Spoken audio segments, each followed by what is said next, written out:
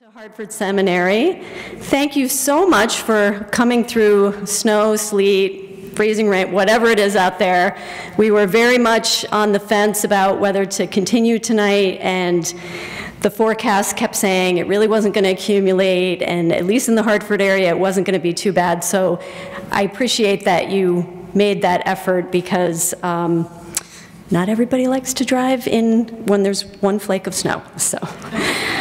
My name is Susan Schoenberger. I'm the Director of Communications here, and we extend a warm welcome to you all. Have any of you never been to Hartford Seminary? If you would raise your hand. Okay, there's a few of you, so that's great. You may not be familiar with our history, and we are quite an interesting institution.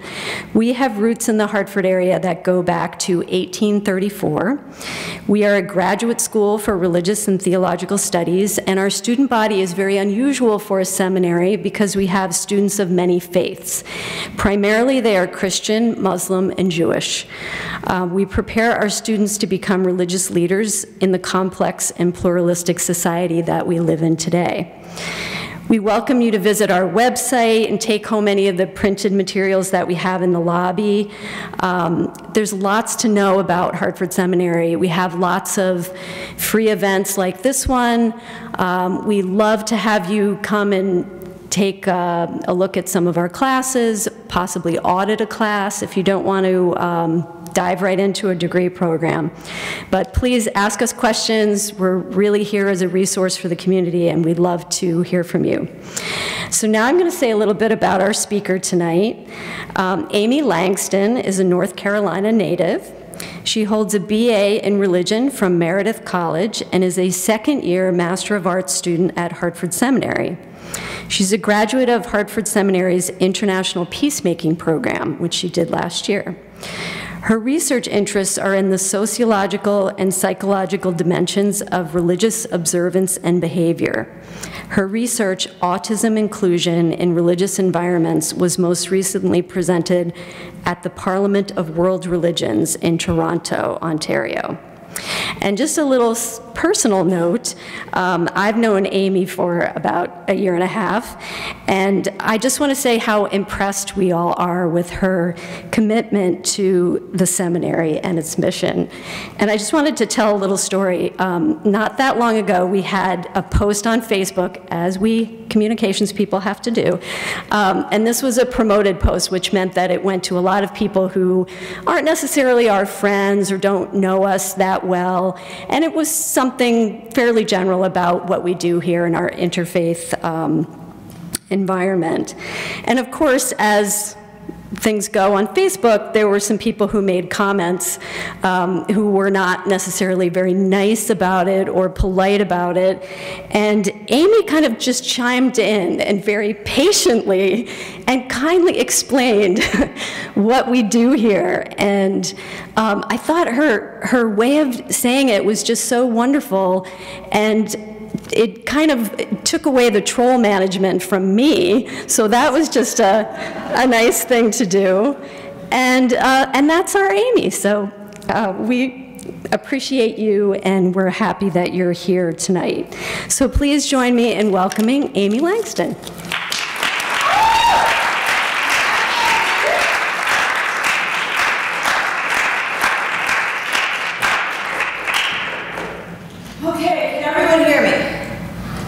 Do I need to use the mic? Because I actually don't want to use the mic. It would be too loud for me.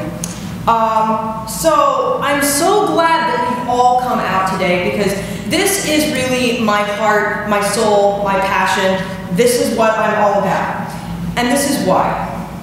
When I was 10 years old, I was diagnosed on the autism spectrum.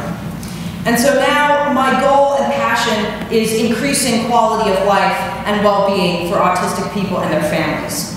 Much change is already being done in school, work, home, but religious communities, houses of worship, we're not talking as much about. And that's where I hope to make a difference. I refer to autism as a disability. To me, it falls somewhere on the disability spectrum. And like all disabilities, you need to have specific provisions. in your congregations, in your houses of worship, that is not what the average person needs. So what would deaf congregants need, for instance? Interpreters, transcriptions. What if you have mobility impairments? Ramps, spaces to park their devices. These are all visible disabilities. You intuitively know what they need. Autism is not always a visible disability. It is very mental in a lot of ways. The needs that autistics have in congregational life are sometimes unclear. And that is what I'm going to be talking about, what I'm going to be talking with you tonight. So my first slide is about me, and you know some of this already, but I will go over it again. I was born and raised around Raleigh, the capital city of the state of North Carolina. I was raised in the Presbyterian Church USA, so my background is Protestant Christian. When I was 16, I did this thing that we called the Faith Project, where I really wanted to start learning about world religions. So I went to just about every religious worship experience I could think of. I found as many churches and local places as I could find, and I went there and I interacted with people and I experienced it. I've been to nearly 200 different houses of worship at this point. Over 40 different religious traditions. And so I carried that when I went into college, and my bachelor's degree is in religion, and my MA degree will also be in religion. And then last year I did the IEP program. I'm also a graduate of the Basse Ecumenical Institute in Switzerland, which is based with the World Council of Churches. So this is an outline of what I'm going to be talking about today. First, I will start with an introduction to what is autism. Some of you might already know about autism, and others might be learning for the first time. Even so, I have my own way of describing autism that I want to share with you. Namely, I see so often when autism is talked about, it's talked about in terms of the externals. It's talked about in terms of how someone having autism affects everyone else. But for those of us who actually have it, autism is a very internal thing. It affects your thoughts, it affects your feelings, it affects everything about how you experience in the world. So I want to bring you that internal perspective. And then I will be talking about the ways that autism affects the religious experience. And then I'll be talking about the challenges that autistics face in religious settings. And then I will tell you the tangible actions that you can take to make your communities more inclusive. So, what is autism? This is my own definition. Autism is a neurodevelopmental condition affecting one's social interaction and communication and different patterns of thinking, feeling, and belonging. From here, I'm going to break down the different categories of autism traits. And before I do that, I want to make an important disclaimer. Currently, the 5th edition of the Diagnostic and Statistical Manual, which is published by the American Psychological Association to define mental and emotional conditions, lumps all of autism diagnoses into one label, autism spectrum disorder. This covers the entire range of autistics and variations in symptoms and abilities. I will try my best to describe nuances and specific situations, but I can never speak for everyone who is autistic. Admittedly, I do know how I personally experience autism best. Many of us do default to that. And much of what I experience, many other autistics do experience, but not 100% of the time. So first, so these are the categories of autism symptoms breakdown. Social interaction, thought patterns, sensory processing, physical symptoms, and range of severity. For social interaction, this is often seen as the most central part of autism. Less need for social interaction. We refer to people who don't have autism as either neurotypical or allistic. Neurotypical or allistic people have a need for social interaction, community, and communal life. Autistics either have less of a need for this or no need at all. Or they might have a desire for it and don't know how to do it instinctively. It's not intuitive to make connections with others. difficulty with other aspects of interpersonal communication. Eye contact, nonverbal communication, how to make small talk. Most things that are taught to everyone seamlessly as young children, autistic children do not pick up on. They have to be explicitly taught these things. I describe it as like intercultural communication. It's like you've been dropped into a foreign country where you know nothing about how things work. And even if they can be explicitly taught these things, even then, it's usually never executed perfectly. I always tell people, if you want me to do something, you need to ask. If you're worried about offending me, don't be. Because if you don't tell me or don't ask me, I won't know. And so they don't have this instinctive nature to socially connect, and so they don't know what to expect in a relationship such as friendships. It makes it difficult to not only start friendships, but to maintain them. And they're much less likely to be married as adults. I wish I had the specific statistics, but I think it's something like only 10% of the autistic adult population is married. For those of you who are interested in the psychological brain neuron side of these things, there's a lot of differences in the autistic brain. The reward pathways activate when they're engaged in their interests, not when they're engaged in social interaction, as other people do. In their case, the logical part of the brain activates when they are engaging in social interaction, which for them means social interaction can be very mentally taxing because they're using their brain almost like they're taking a test. So thought patterns. This is probably the most highly variable category, but these are the general tendencies, and this might be my favorite category.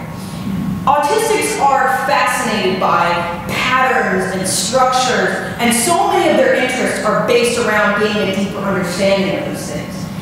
They think with much more of the logical brain functions, like I described, tend to be what you would call left brain thinkers, more than emotional thinkers. They have one of the most famous characteristics of autism is what are called obsessions, where they will get really into deep interests, which are sometimes kind of niche or unusual or oddly specific. What I've been wanting to do is I've been wanting to change the language from obsessions to enthusiasms and passions. They have passions about things because it's really the things that they get so deeply invested in that they can really use and make a difference in society. It comes with the stereotype of what's called the savant syndrome, people who have these extraordinary gifts in one thing. And so autistics are often asked, what's your special ability? Because that's what's thought to go with autism. But one of the ways that I put it is that it's not so much savant syndrome most of the time as it's being very, very interested in something. Memory skills. Not in every case, but in a lot of cases, they have these incredible memories. They can memorize long lists, calendars, statistics. I memorized entire musicals when I was 8 years old. And then here's the other big thing. They need routines, they need predictability, they need expectations to function. So when a routine for them is thrown off, they don't always handle it very well. They usually need more coaxing to know what they're going to be doing next. And again, for the psychological thing, it's been found that one of the main ways that autism functions differently is the synapses in the brain. That their synapses are connected differently. They're born with more synapses than everyone else. And what happens to our synapses in our brains over time is they start what's called pruning, where they can just kind of grow together. The autistic brain either does that to a much less extent or just doesn't do that. So they have these connections in their brains that you can start thinking things, lots of different things at lots of different times, million miles an hour, blah, blah, blah. Okay, then the next category, which is probably the thing that affects me the most, is sensory processing. The senses, sight, sound, smell, taste, touch, are all amplified and enhanced. It's like living in a rock concert. Everything is loud and showy. It can either be dazzling or exhausting. There's things that they don't like to be exposed to. They might only like certain foods. not like spicy or pungent foods. Only wear certain clothes, like me. If you know me, you know I almost never dress like this. And you also know I like to wear hats, and I don't like to wear shoes. And then they also might not like certain specific sounds or loud sounds. So like for instance with me, I can't stand the sound of Velcro. I hate it. And so what's common for them to use is noise canceling headphones. They might even wear them all the time and then just put them on when things get too noisy. The part of the brain that processes the senses is unusually large. So that might be why. They also do this thing called, we call it stimming. And what that is where they'll have these physical or verbal tics. Like for me, a lot of times it will just be doing this, or this, or this, or other types of things. It could be physical, it could be verbal. For me, it's mostly physical. So it's common for them to plush toys, stuffed animals, things that help them move around. And this is mine. This is Brother Ted. Isn't he cute? So I just carry him around, and I squeeze him in my hand, and he's the best thing. So poor muscle tone. Physical activity is harder.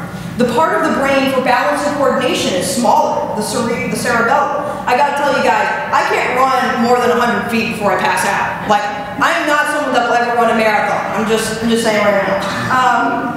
Then oftentimes autism coexists with other things like learning disabilities, ADHD, depression. An autism expert I know says autism and anxiety might as well be married. Gluten or dairy intolerances are common, other types of food intolerances, not just for their strong taste, but digestion and all that. Sometimes they have abnormal relationships with heat and cold. They either can withstand them or they can't stand them. If you know me, this may also sound familiar. Their metabolism, some say that metabolism may be really different, which also makes sense for me because I have crazy high metabolism. I get blood sugar spikes, blood sugar dips all the time. They'll have what's called, what are tend to call meltdowns. They're kind of panic mode. You might think of it as young children with tantrums or other panics. They'll just get really, really upset and break down when things don't go as they expect. Or sometimes it can just happen randomly. So that's another big thing, especially for young kids. So I didn't switch the right slide. Okay, range of severity, so the variation. If there's a range of intelligence, you can have autistics who graduate from high school, go to college, go to grad school, go to seminary. They can live independently sometimes. I say that there's probably half of the people who work in Silicon Valley have autism and just don't know. Then there's verbal abilities. So there's some people with autism who are nonverbal. They just can't speak. It's important to know that this does not necessarily correlate with uneven cognitive abilities. They can be nonverbal and can otherwise be functioning with everything else. So they use alternatives for speaking, such as something called alternative and augmentative communication, I think that's what it's called, or sign language is also great for young kids and olders. Some need extra assistance from parents or caregivers, and that can sometimes be lifelong. It's often said to be the autism spectrum to show the range of things, but what I like to actually say these days is that it's more like a heat map, because there's a range, all the symptoms don't necessarily, it's if you fall in one area of the spectrum, you don't have all the symptoms that fit neatly. It's more like a heat map where it's stronger in some areas and different in other areas. So, now that you know a little about autism, how does it impact your religious experience? I've been doing this research for maybe a year now. I realized that if I didn't talk and interview with other people who have this experience, parents or autistics themselves, it would instead be about how does the religious experience impact Amy? And that's not what I wanted it to be. I wanted it to be about everyone.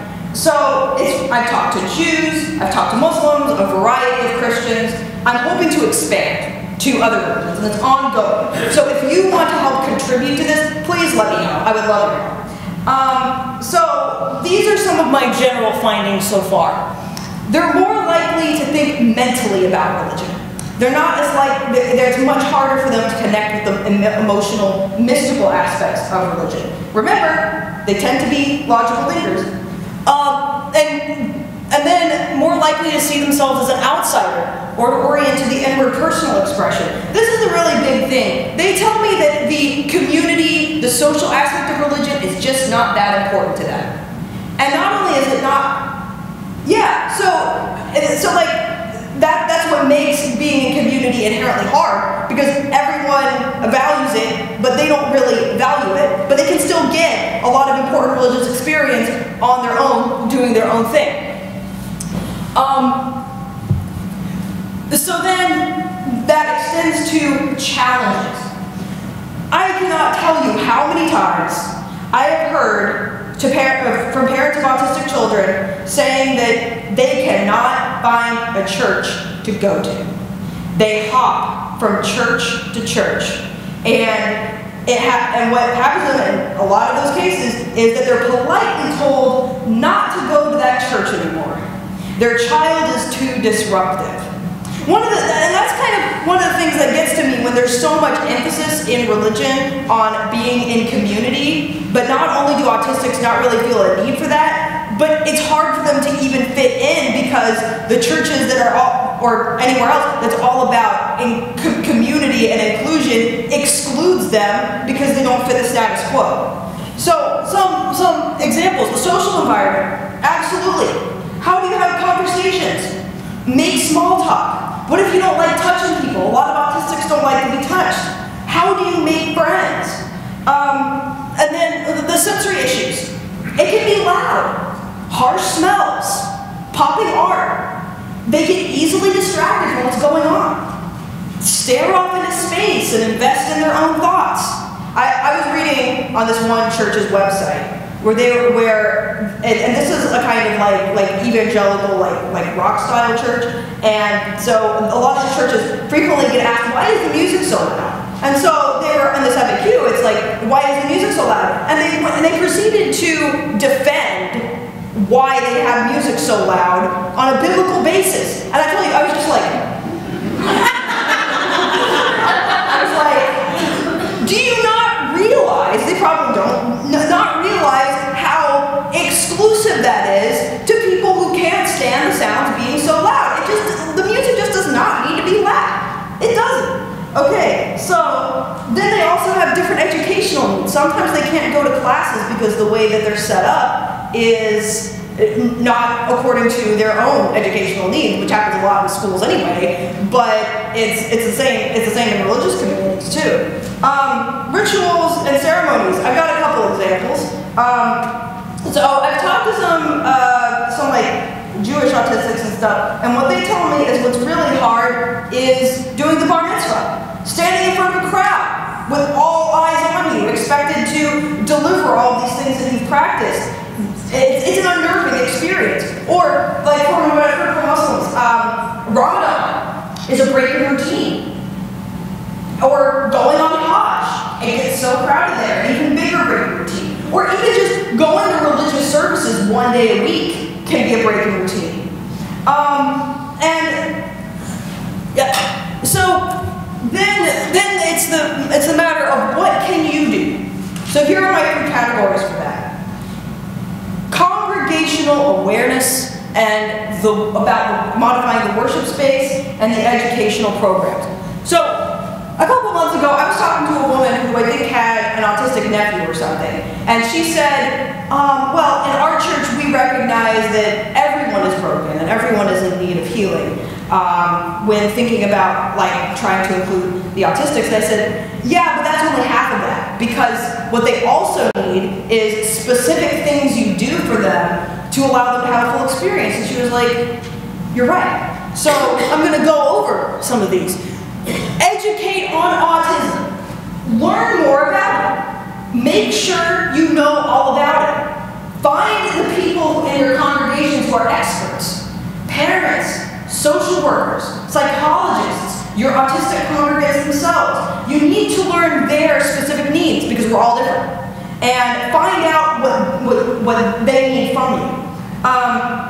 Train your ushers, your greeters, your teachers, all these people so they know how to be sensitive.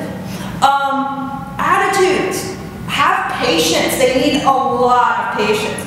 Have gentleness, compassion, sincerity, listening ears. Because sometimes they don't get that in the rest of the world, and religious community should be the place where they get that. Have a buddy system. This is really great. Or first, have inclusion committees. Some do this already. I hear about some like different religious communities who already do this. Set these inclusion committees so you can find out how to include all kinds of disabilities, and you can have these committees can set policy and funding and all those kinds of things. So with the buddy system, you assign an adult or an older youth who is there for them when they're there, to be a friend, respond to their needs, advocate for them, make sure they get what they need. And it's really great to have someone who's not a relative, who they can connect with. Transportation. A lot of autistic adults don't drive, and so they need access to transportation so that they can come for their religious activities. The worship space. Expect slightly different behavior. This is a big one for me, no dressing up. You all know, a lot of you who know me know how I dress every week. I dress that way when I go to church on Sundays too, because if I was to dress up, I wouldn't be able to focus on what's going on because I don't like to wear those things. And a lot of autistics are going to be the same way, so it's important to have sensitivity for that. Expect them to squirm, stim. They need to, I sit for the entire service because it's really hard for me to stand for long periods of time. And so you need to be accepting of these things. I heard a great person say, God put the wiggle in children. Great, right? But God also put the wiggle in autistics. So, like all of them. So it's important to be accepting of that. And the other thing is, a lot of them don't really like to hold hands or being touched and things. So sometimes people have gotten on my case about that. So just be mindful of that. Having said that, I also recognize that sometimes autistic behavior can be distracting for other people. So what I suggest people do is have a separate room, like a room that they can leave the worship space and they can escape to if they're decompressed and they need to just let all their energy out. A couple weeks ago, I was at this church and I was walking by a lot of them have these rooms that are for women of babies, of young infants. I was like, I'd love to have a room like this. And what I did was I just kind of went in the room and I sat in it for most of the service, and I'm like, this is great. So if only we could have more spaces like that. Consider an alternative service if there's enough demand for that. Having things like lower lighting, quieter music, less distractions, a calmer atmosphere, aids for visuals, aids for assistance in the service, visuals, there are stimming aids, noise canceling headphones. I'm going to sidetrack here for a moment and talk a little bit about technology. Technology is a godsend for people who have disabilities. And I get a bit frustrated when I read articles online that talk things about like kids getting too much screen time or kids spending all their time on their technological devices. If you have disabilities, and particularly if you have autism, you need that. This phone is like how I get through the day. I have my apps, I have everything on it that I need, and a lot of time, and with the advent of online communities and online forums, autistics have really found a way to find people who are like them and find people to interact with in a way that's a lot less intimidating. So I really encourage places to embrace technology. It is crucial for everyone who has disabilities. Educational classes. Consider alternative educational situations, something different from the regular class. Smaller groups, even one-on-one. I have a Muslim friend, her brother is autistic, and he goes to a lady's house for one-on-one Quran study. That's how he's really able to get into that. Some of them might not be able to read, especially if they're very young, so using pictures is really good. encourage their niche passion. So they may not be as excited or passionate about the same thing as everyone else is, but they can find something to be. So like my friend, she said that his brother loves the stories of the prophets. So once he got really into that, he could find something to be excited about. And really kindle that passion in them. And then I've even heard of some places that have autism rooms. They have that alternative setting. And so that would include things like quiet activities, less decorations, less smells, allergy sensitive if they have those needs, and it's focused on building their social skills and resilience. So I think all of that is really important. So, to recap, what is autism?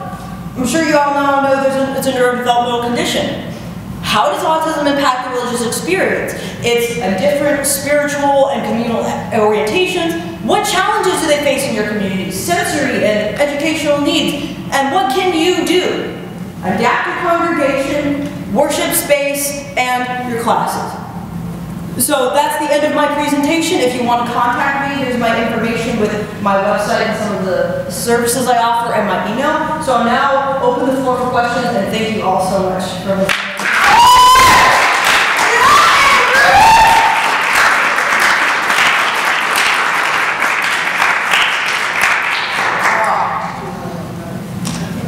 So we don't have a microphone for questions, so if you have a question, I'm just going to ask people to stand up and sort of make sure that everyone can hear you.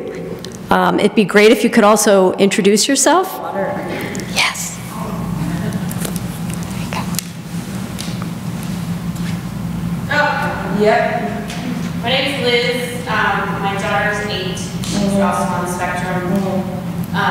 And first of all, if I can say this without crying, I just want to say thank you, because it's really hard as a mom to know, when you see your 8-year-old, to trust that she's going to grow into an adult and function. So thank you, because now I know. Okay. My question is, we're constantly trying to help her understand her brain. Mommy, why am I different? Why? We try to tell her that it's her brain that's different, that she is not doing something wrong. It's not her. It's her brain that's wired differently. And I wondered if you could speak to that a little bit, if you sort of encountered, times when you have felt like, okay, someone's telling me that I'm doing the wrong thing, but they should have labeled it differently. And in your experience, has that ever happened to you at church? Because that's what we're here for. We want to provide a better experience for kids who are different at church. Right. I don't know if that's actually a question. So I think it has happened to me sometimes, the things that I've been told, or just the things that I feel inside, like, why am I so different? But there's a couple of things that I say to kind of cope with that these days. One is that the world was built for diversity. We're all different. Normal is a construct. Normal is a construct according to the people who define normal. To me, autism is my normal. It might be different from everyone else, but for me, it's my normal. And what I also say is that autism might make life difficult, but it also makes it more interesting. Like, you just see the world a little differently. And I'm really all about trying to increase the talents that are associated with autism, and how your brain being different doesn't make you less. It doesn't make you worse. And who has been before in social interaction? I think everyone has. I think sometimes we overestimate just how different it is. But you also have a lot of different good. And so trying to find those things that you're really passionate about and exemplify those. Make those bigger. Make those so that you can see how your autism brain being different is not a bad thing, but it's actually who you're designed to be. You would be you couldn't be you if you didn't have that. And the way that I would also see it, it's God's plan for you. And it's also the plan for how to show the rest of the world so that we can all be kinder to each other. Does that help?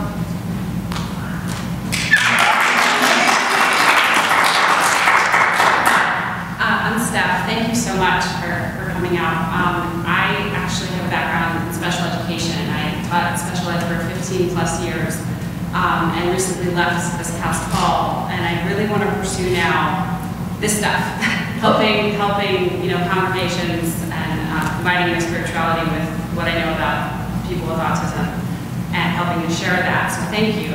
And I'm actually, in my mind, I'm constantly building that sensory room in my church right now, figuring out what it's going to look like.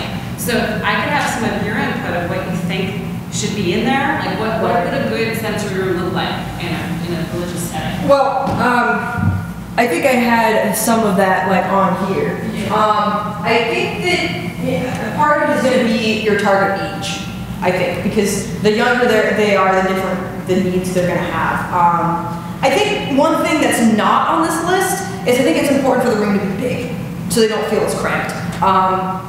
And that having a lot of space, I think, is really good for them, so that it feels less crowded and it feels more like they have their own space.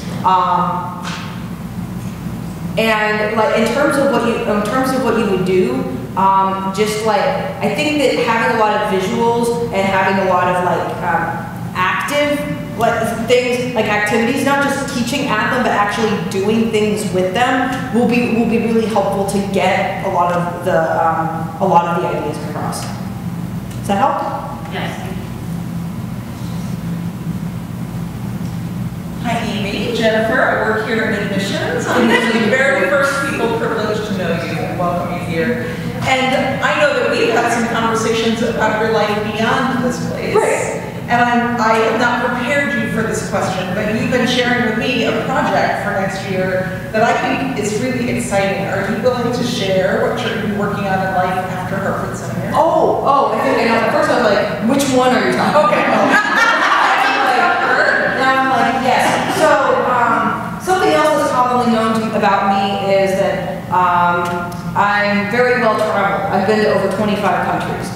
And so I'm kind of harnessing that experience I've had to give, to provide travel advice for autistics. And right now we're calling it traveling on the spectrum. We'll see if we can keep that. But it's all about how to prepare you for different routines and different environments, and to say that autism doesn't have to stop you from doing anything. You can travel and you can experience the world and have an amazing time, and still be autistic. You just need to make a couple of adjustments. That's it. Everything is otherwise the same. So it's really exciting to me, some of the things I'm going to be doing with that, and to make that my new adventure, among other things. On my website, you can find more about the different types of autism services I'm planning to offer as I graduate in May. Ow.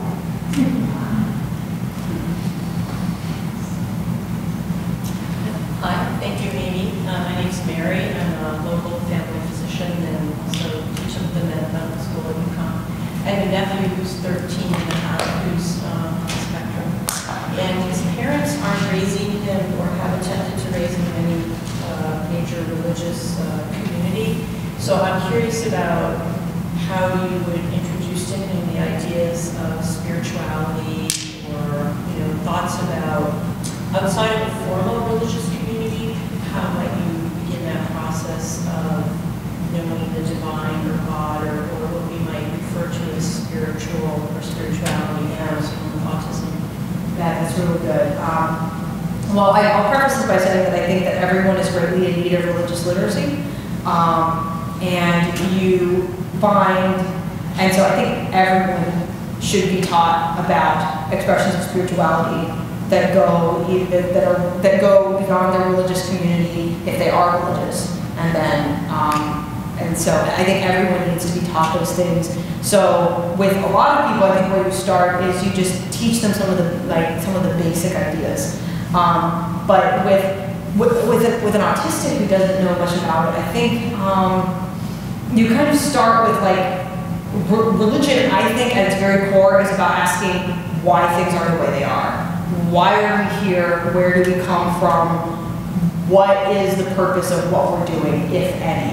And so for autistics, you kind of start with saying there's people all around the world and around here who think about all of these ways of like why we're here and how we're here and what all of that means. And they express these in ritual ways, and they think really hard about all these subjects. You kind of start with some of the things they already know, like how they might understand philosophy, or thinking about ethics, or thinking about kind of like big crowd gatherings, or thinking about like moment of silence, like how powerful it is to be a lot of those things. You kind of start with what they already know, and you build on that.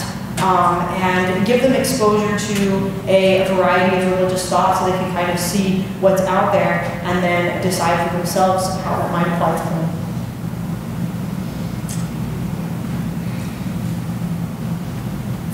I'm Tracy Wormley, serve a church here at Harvard. And after hearing you describe your experiences in congregations and also the autistic mind, it's amazing that you are religious, because you're the community part of it, and also the logical piece, because coming from a Christian perspective, when I know of the Jewish and Muslim faith, we have stuff that just makes no sense whatsoever. So how do you get past that to even cultivate a spirituality or religiosity, just... Yeah. So for me, one of the main reasons why I consider myself a religious person is that it helps me connect with a part of myself that's hard to connect with. That emotional, kind of spiritual perspective, like part of me that's there, but it's so hard to access. It kind of gives me a framework for how to access that. And going into religious settings, it gives a rhythm to my life that I find is really helpful. And it gives it gives like a rhythm to my week. It gives me the opportunity to reset myself. I love the storytelling of it. I love the kind of atmosphere of it. And then also when you do find a place that is very welcoming and very inclusive, as I have, then it becomes much less of an issue for you. There are a lot of autistics who are not religious because that type of thing is difficult for them. But in some ways, I kind of look at it on the periphery, like how I understand religion. But to me, it's about making it my own thing and making it about how I relate to things and not how everyone else does. It makes it unique, and it does kind of shape how what I think about religion and kind of how I think that there's no one right way to look at religion, because like everyone's going to be different all around the world, and that's how I am. And so it's all about thinking, like, what do I believe, and thinking some of the stuff I'm never going to know, but maybe that's okay, because it gives me a direction, it gives me a purpose, it gives me something to be in awe of, like all the places that I've seen. So a lot of those are kind of the reasons why I would consider myself a religious person. It makes it my own, it makes it important.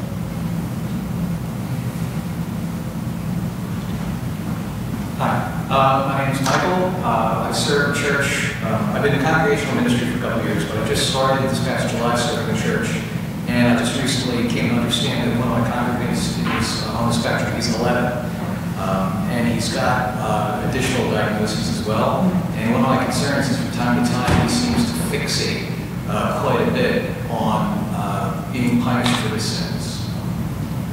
And he's very extroverted, so I didn't even realize he was on the spectrum until pretty recently.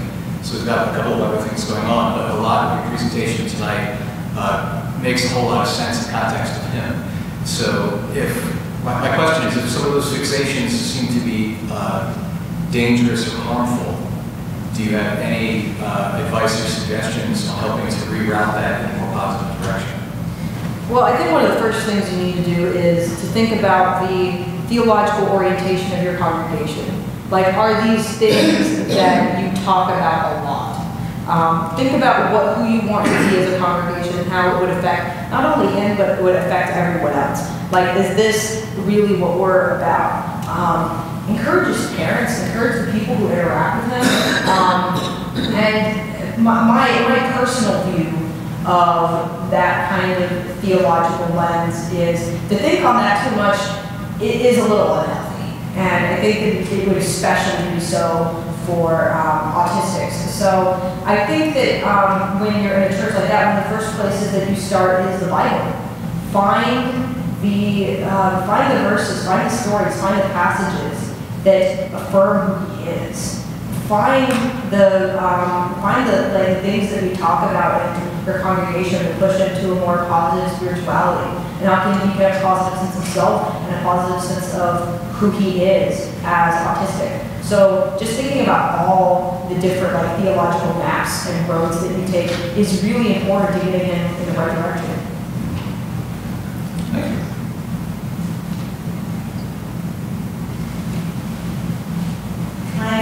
Yeah.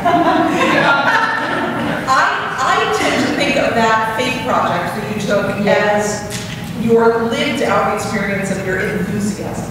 Right. And so I'm wondering if you would categorize your interest in religion as one of your enthusiasms. It's my central enthusiasm. Okay. I was like, am I mislabeling this as a situated for me? And are there others that you're interested to share? Oh, yes. There are. As has been said, different forms of social science is a big thing for me. And then my travel, of course. When I was younger, I was really into theater, and that's how I started memorizing musicals. I would usually focus on one musical at a time and go through it for a year. And then some people know that I'm into learning about flags. It's actually not as big a thing as some people think for me, but it's actually something that there's a lot of autistics who are in the flag groups, so that's part of it. But I would say nearly all of my interests relate to something of like arts and culture. I love to study human culture, and partly because I sometimes feel like I'm studying it from the outside. But once I learn those rules, I can see how things work and I can see how people work.